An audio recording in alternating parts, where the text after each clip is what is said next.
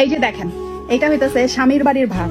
এই স্বামীর বাড়ির ভাত খাইতে যে কত মজা, এটা আপনি তখনই বুঝবেন যখন আপনার ঝগড়াঝাটি হওয়ার পরে আপনি আপনার বাপের বাড়ি কতদিন ইয়া থাকবেন।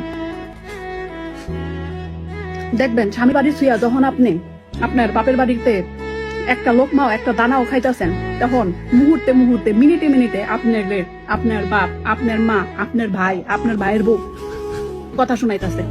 এমনকি আপনার খাওয়ান নাও দিতে পারে, 1 মাস থেকে 1.5 মাস পরে আপনার খাওয়ান নাও দিতে পারে। খোসা, কত রকমের যে খোসা আপনি খাইবেন, ওই খোসা খাওয়ানোর থেকে স্বামীর বাড়ির ভাত খাওয়ানো অনেক ভালো। স্বামীর বাড়ির ভাত অনেক সম্মানের। এই ভাত আপনাকে যেই সম্মান দিবে, এই সম্মান আপনারে কোনো কিছু আইনা দিতে পারবো না। মনে রাখবেন, জামাই যতই খারাপ হোক, জামাইয়ের কাছ থেকে বাপের বাড়ি যাইবেন না, কারণ মেয়ে মানুষের স্বামীর ঘরই একদম আপন ঘর হয়। বাপের বাড়ির ঘর আপন কোনোদিন হয় না। স্বামী যত খারাপই হোক, স্বামী আপনারা দেখবো, স্বামী আপনার ভাত কাপড়ের ব্যবস্থা করবো।